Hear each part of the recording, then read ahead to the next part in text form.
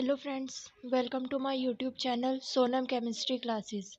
Friends, this is the lecture number 37 of BSc first semester chemistry important question series. तो friends हमने previous lecture में बात करी थी जो हमारी बीएससी फर्स्ट सेमेस्टर केमिस्ट्री की यूनिट सेकंड है, that is simple bonding theories of molecules के इम्पोर्टेंट एमसीक्यूज के बारे में। आज के लेक्चर में भी हम यूनिट सेकंड के जो हमारे रिमेनिंग इम्पोर्टेंट एमसीक्यूज है उन पर ही बात करेंगे। So without wasting our time let's start our lecture. तो फ्रेंड्स हमारा पहला क्वेश्चन है that paramagnetism is not shown by.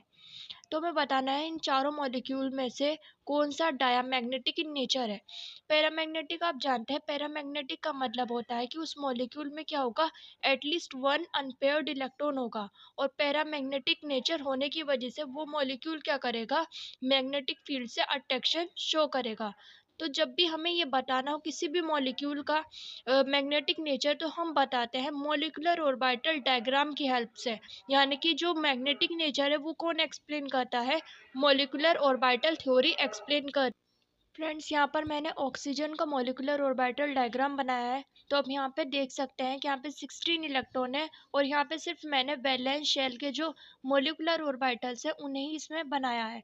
तो मैं आपको अभी इसके जो आयंस होंगे ऑक्सीजन के उनके खाली फ्रंटियर ऑर्बिटल्स का मतलब क्या है कि ये वाले जो ऑर्बिटल्स होते हैं इन्हें हम बोलते हैं फ्रंटियर ऑर्बिटल्स। इसे हम बोलते हैं सोमो यानी कि सिंगल ऑक्यूपाइड मॉलिक्यूलर ऑर्बिटल, और इसे बोलते हैं हम ल्यूमो यानी कि लोवेस्ट अनऑक्यूपाइड मॉलिक्यूलर ऑर्बिटल। तो इन्हीं में मैं आपको इलेक्ट्रॉन फिल करके जो सारे इसके आयंस होंगे उनकी मैग्नेटिक नेचर भी बताती हूँ और उनके बॉन्ड ऑर्डर के बारे में भी एक्सप्लेन करती हूँ। तो यहाँ पर मैंने सारे इसके ऑक्सीजन के जो आयंस हैं उनके मैंने आपको यहाँ पर फ्रंटियर ऑर्बिटल्स दे रखे हैं। तो यहाँ पे ऑक्सीजन में हमारे टोटल 16 इलेक्ट्रॉन होते हैं और इसकी यहाँ पर हमारे क्या होता है, पाई स्टार में 2 सोमो होते हैं और उसमें एक एक इलेक्ट्रॉन हमारा यहाँ पर फिल होता है। यहाँ पर अगर हम बात करें 15 इलेक्ट्रॉन O2 प्लस में, तो प्लस का मतलब क्या है कि एक इलेक्ट्रॉन रिमूव हो गया है मॉलिक्यूल से। तो कहाँ से रिमूव होगा, ऑफ कोर्स हमारे जहाँ पे सबसे हाईएस्ट एनर्जी का मॉलिक्यूलर ऑर्बिटल होगा वहीं से एक इलेक्ट्रॉन रिमूव हो जाएगा। अब इसके इलेक्ट्रॉन रिमूव होने की वजह से क्या होता है कि यहाँ पे हमारे क्या बनते हैं टोटल हमारे 2 पाई बॉन्ड बनते हैं। 2 पाई बॉन्ड में यहाँ पर क्या हो गया कि पाई स्टार में इसके एंटी बॉन्डिंग में 2 इलेक्ट्रॉन आने की वजह से हमारे क्या हो गया, एक बॉन्ड टूट गया। तो यहाँ पे हमारे टोटल कितने बॉन्ड बच जाते हैं, हमारे यहाँ पे बच जाते हैं 2 बॉन्ड। तो यहाँ पर आ जाता है हमारा बॉन्ड ऑर्डर 2, क्योंकि ये क्या है हमारा इसका सिग्मा 2p ऑर्बिटल और ये क्या है हमारा पाई 2p ऑर्बिटल। ये क्या है इसके बॉन्डिंग मॉलिक्यूलर ऑर्बिटल्स है और ये क्या है एंटी बॉन्डिंग मॉलिक्यूलर ऑर्बिटल्स है। तो ये जो नीचे वाले हैं इन्हें 2 को हम बोलेंगे बॉन्डिंग और ये होंगे हमारे एंटी बॉन्डिंग मॉलिक्यूलर ऑर्बिटल। आपको मैंने बताया था कि अगर बॉन्डिंग मॉलिक्यूलर ऑर्बिटल में 2 इलेक्ट्रॉन होते हैं तो क्या होगा, हमारा एक बॉन्ड फॉर्म होगा। और उसी का अगर एंटी बॉन्डिंग मॉलिक्यूलर ऑर्बिटल में 2 इलेक्ट्रॉन आ जाते हैं या कहें हम 2 इलेक्ट्रॉन आ जाते हैं तो क्या हो जाएगा, एक बॉन्ड रिमूव हो जाएगा। तो यहाँ पे हम देख सकते हैं ये हमारा सिग्मा मॉलिक्यूलर ऑर्बिटल है और ये हमारा पाई बॉन्डिंग मॉलिक्यूलर ऑर्बिटल है। तो यहाँ पर क्या होगा कि यहाँ पर एक बॉन्ड यहाँ से सॉरी 2 पाई बॉन्ड तो बनेंगे लेकिन 2 पाई बॉन्ड में से हमारा क्या हो जाएगा, हाफ बॉन्ड रिमूव हो जाएगा, क्योंकि यहाँ पे हमारे इसके एंटी बॉन्डिंग मॉलिक्यूलर ऑर्बिटल में सिर्फ एक इलेक्ट्रॉन है। I hope this is clear to you. तो यहाँ पे क्या आ जाएगा, हमारा एक सिग्मा बॉन्ड यहाँ से फॉर्म होगा और यहाँ से कितना फॉर्म होगा, 1.5 पाई बॉन्ड फॉर्म होगा, क्योंकि हाफ पाई बॉन्ड हमारा क्या हो गया है, ब्रेक हो गया है एंटी बॉन्डिंग मॉलिक्यूलर ऑर्बिटल में एक इलेक्ट्रॉन आने की वजह से।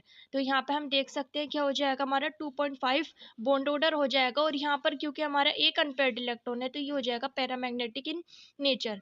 यहाँ पे हम देख सकते हैं क्या हो जाएगा, O2 नेगेटिव में क्या हो जाएगा, 17 इलेक्ट्रॉन होंगे, यानी कि एक इलेक्ट्रॉन ऑक्सीजन मॉलिक्यूल ने एक्सेप्ट किया है। तो एक्सेप्ट किस में करेगा, यहाँ पर ही एक्सेप्ट करेगा क्योंकि यहाँ पे एक एक इलेक्ट्रॉन की जगह अभी बाकी है। तो यहाँ पे एक इलेक्ट्रॉन आ जाएगा पाई स्टार में इसके। तो यहाँ पर क्या हो जाएगा कि एक सिग्मा बॉन्ड बना, 2 पाई बॉन्ड बने, लेकिन इसके पाई स्टार में यानी कि पाई एंटी बॉन्डिंग मॉलिक्यूलर ऑर्बिटल में कितने इलेक्ट्रॉन आ गए हैं, 3 इलेक्ट्रॉन आ गए हैं। 3 इलेक्ट्रॉन का मतलब है कि 1.5 यानी कि 1.5 बॉन्ड ऑर्डर जो हमारा 1.5 पाई बॉन्ड है वो ब्रेक हो गया है, क्योंकि इसके ये पाई स्टार में आए हैं। तो कितना बॉन्ड हो जाएगा हमारा, एक सिग्मा बॉन्ड हो जाएगा और हाफ हमारा पाई बॉन्ड हो जाएगा, तो 1.5 आ जाएगा। और एक अनपेयर्ड इलेक्ट्रॉन है, तो यहाँ पे ये पैरामैग्नेटिक इन नेचर होगा। बात करें अगर O2 प्लस की, O2 प्लस में क्या होगा, O2 प्लस में यानी कि हमारे 2 इलेक्ट्रॉन रिमूव हुए हैं ऑक्सीजन मॉलिक्यूल से। ऑक्सीजन मॉलिक्यूल में विदाउट चार्ज हमारे 16 इलेक्ट्रॉन होते हैं। 2 इलेक्ट्रॉन अगर हमने रिमूव कर दिए तो 14 इलेक्ट्रॉन रह जाएंगे। 14 इलेक्ट्रॉन का मतलब है कि कहाँ से रिमूव होंगे दोनों इलेक्ट्रॉन, यहाँ से रिमूव होंगे। ये विदाउट आयन विदाउट चार्ज है, तो ये दोनों ही इलेक्ट्रॉन पाई स्टार से रिमूव हो जाएंगे। तो हमारा क्योंकि यहाँ से एक सिग्मा बॉन्ड फॉर्म हुआ, यहाँ से 2 पाई बॉन्ड फॉर्म हुए, लेकिन इसके पाई स्टार में एक भी हमारा क्या है, एक भी इलेक्ट्रॉन नहीं है। तो इसका मतलब कि हमारे ये दोनों pi bond as it is रहेंगे और इसकी वजह से एक सिग्मा फॉर्म होगा और 2 पाई, यानी कि टोटल बॉन्ड ऑर्डर आ जाएगा 3 और ये हो जाएगा डायमैग्नेटिक इन नेचर। मैं आपको ये सारा आयन्स इसलिए बता रही हूँ क्योंकि ये काफ़ी इंपॉर्टेंट है। आपके कोई सा भी आयन की बॉन्ड ऑर्डर या फिर उसका मैग्नेटिक नेचर पूछा जा सकता है, तो आप एक ही बार में ये सारे पढ़ लीजिए ताकि आपको इसका कोई भी क्वेश्चन आए तो आप आसानी से कर सकते हैं। बात करें O2 नेगेटिव की, तो इसका मतलब होगा कि ऑक्सीजन मॉलिक्यूल में 2 इलेक्ट्रॉन एक्सेप्ट कर रहे हैं, तो टोटल 16, तो यहाँ पे 2 एक्सेप्ट कर लिए तो टोटल आ जाएगा 18 इलेक्ट्रॉन। 18 इलेक्ट्रॉन यहाँ पे किस में आए हैं, 2 इलेक्ट्रॉन पाई स्टार में आए हैं। तो यहाँ से एक सिग्मा फॉर्म हुआ, 2 पाई फॉर्म हुए, लेकिन 2 पाई इसके पाई स्टार में, इसके पाई एंटी बॉन्डिंग मोलिकुलर ऑर्बिटल में टोटल 4 इलेक्ट्रॉन्स आ गए, यानी कि जितने 2 पाई बॉन्ड फॉर्म हुए और 2 ही पाई बॉन्ड टूट गए, तो बचा कितना, सिर्फ एक ही सिग्मा बॉन्ड बचा है और ये बॉन्ड ऑर्डर आ जाएगा हमारा 1। ये भी हो जाएगा हमारा डायमैग्नेटिक इन नेचर, क्योंकि इन दोनों में अनपेयर्ड इलेक्ट्रॉन है ही नहीं, तो ये हो जाएगा हमारा डायमैग्नेटिक इन नेचर। बात करते हैं हम अपने क्वेश्चन पर। तो यहाँ पे मैंने अभी आपको बताया कि यहाँ पे O2 नेगेटिव डायमैग्नेटिक है और यहाँ पे H2 प्लस जो होता है ये भी हमारा क्या होता है, पैरामैग्नेटिक इन नेचर होता है। तो डी हमारा क्या हो जाएगा, करेक्ट आंसर हो जाएगा, यानी कि O2 नेगेटिव क्या है, डायमैग्नेटिक, और बाकी सब क्या है, पैरामैग्नेटिक इन नेचर है। 11th क्वेश्चन हमारा, pick out tetrahedral species from the following. तो यहाँ पर हमें क्या बतानी है, टेट्राहेड्रल शेप बतानी है, क्योंकि ज्योमेट्री तो हमारी अमोनिया की भी क्या है, टेट्राहेड्रल है, और B4 नेगेटिव की भी क्या है, टेट्राहेड्रल है। दो हमारे तो यहाँ पे क्या हो जाएगा, 2 आंसर तो करेक्ट नहीं हो सकते। तो यहाँ पे अमोनिया की शेप होती है पिरामिडल, और लेकिन BF4 नेगेटिव की शेप कैसी होती है, टेट्राहेड्रल शेप होती है। शेप में हम क्या करते हैं, सिर्फ बॉन्ड इंक्लूड करते हैं, और ज्योमेट्री में हम क्या करते हैं, शेप हम बॉन्ड भी इंक्लूड करते हैं और साथ साथ हम लोन पेयर भी इंक्लूड करते हैं। तो यहाँ पे B4 नेगेटिव की शेप हो जाएगी हमारी क्या, टेट्राहेड्रल। नेक्स्ट क्वेश्चन हमारा, the molecule which has T shaped structure is BCl3 NH3 PCl3 and ClF3। तो शेप बतानी है, शेप में सिर्फ बॉन्ड इंक्लूड करते हैं हम। तो अमोनिया की तो आपको पता है पिरामिडल शेप होती है, BCl3 की हमारी क्या होती है, यहाँ पे ट्रायगोनल प्लेनर शेप होती है। आप यहाँ पे देख सकते हैं जो हमारा ClF3 होता है वो टी शेप स्ट्रक्चर उसकी होती है, क्योंकि शेप में हम क्या करते हैं, बॉन्ड इंक्लूड्स करते हैं। तो अगर हम लोन पेयर को क्या करते हैं, इस तरह कंसिडर ना करें, तो ये क्या हो जाएंगे, 3 बॉन्ड क्या होंगे, टी शेप की फॉर्म में होंगे। तो यहाँ पे ClF3 क्या होता है, टी शेप मॉलिक्यूल हमारा होता है। नेक्स्ट क्वेश्चन है हमारा, विच of the following will be planar trigonal. तो यहाँ पे हमारे क्या होता है, AlCl3 प्लेनर ट्रायगोनल स्ट्रक्चर रखता है। तो यहाँ पर इसकी हम शेप देख सकते हैं, यहाँ पर इसके तीनों बॉन्ड इस तरह से ट्रायगोनल प्लेनर की फॉर्म में प्रेजेंट होंगे। तो ये होता है हमारा AlCl3 की स्ट्रक्चर। नेक्स्ट क्वेश्चन है, which of the following exist as dimer. तो यहाँ पे डाइमर का मतलब होता है कि डाइमर यानी कि 2 मोनोमर, 2 मॉलिक्यूल आपस में क्या हो जाए, रिएक्ट कर लें और एक डाइमर फॉर्म कर लें। तो यहाँ पे क्या हो जाएगा, AlCl3, इनमें से बताना है कि कौन सा हमारा डाइमर की फॉर्म में एक्सिस्ट कर सकता है। तो यहाँ पे क्या हो जाएगा, AlCl3 हमारा डाइमर की फॉर्म में एक्सिस्ट करता है इन द वेपर स्टेट। तो फ्रेंड्स जो AlCl3 होता है वो हमारा डाइमर की फॉर्म में एक्सिस्ट करता है, क्योंकि जो AlCl3 मॉलिक्यूल होता है वो एक इलेक्ट्रॉन डेफिशिएंट स्पीसीज होती है। इसमें क्या होता है, टोटल 6 इलेक्ट्रॉन्स होते हैं। तो यहाँ पर ये ऑक्टेट कंप्लीट करने के लिए क्या होता है, डाइमर की फॉर्म में एक्सिस्ट करता है। नेक्स्ट क्वेश्चन है हमारा, the compound in which central atom assumed sp3d hybridised state is. तो यहाँ पे चार मॉलिक्यूल है, इनमें से बताना है कि कौन सा मॉलिक्यूल के सेंट्रल एटम क्या है हमारा sp3d हाइब्रिडाइज्ड है। तो यहाँ पे PCl5 हमारा क्या होता है sp3d हाइब्रिडाइज्ड होता है और इसकी स्ट्रक्चर क्या होती है हमारी पेंटागोनल बाइपिरामिडल स्ट्रक्चर होती है। नेक्स्ट क्वेश्चन है हमारा, विच of the following has maximum bond order. तो यहाँ पर हमारा क्या होता है कि हमें बताना है कौन हमारा सबसे ज्यादा बॉन्ड फॉर्म कर रहा है। हाइड्रोजन हाइड्रोजन के बीच में तो एक ही बॉन्ड होगा क्योंकि इसकी वैलेंसी क्या होती है 1 होती है। ऑक्सीजन के बीच में होते हैं 2 बॉन्ड। फ्लोरीन फ्लोरीन के बीच में भी क्या होगा, एक ही बॉन्ड होगा। जबकि नाइट्रोजन और नाइट्रोजन के बीच में क्या होते हैं 3 बॉन्ड पाए जाते हैं। तो मैक्सिमम बॉन्ड ऑर्डर किसमें है N2 में, क्योंकि इसमें क्या होंगे 3 बॉन्ड होंगे। नेक्स्ट क्वेश्चन है हमारा, which has fractional bond order. तो फ्रैक्शनल का मतलब क्या है यहाँ पर कि हमारा बॉन्ड ऑर्डर इंटीजर ना होकर 1 2 3 ना होकर क्या हो 1.5 इस तरह का बॉन्ड ऑर्डर हमें देखने को मिले। तो इन चारों मॉलिक्यूल में से हमें बताना है। तो पहला है हमारा मॉलिक्यूल O2 2+। तो O2 2+ में मैंने आपको बताया था कि इसमें बॉन्ड ऑर्डर हमारा 3 होता है।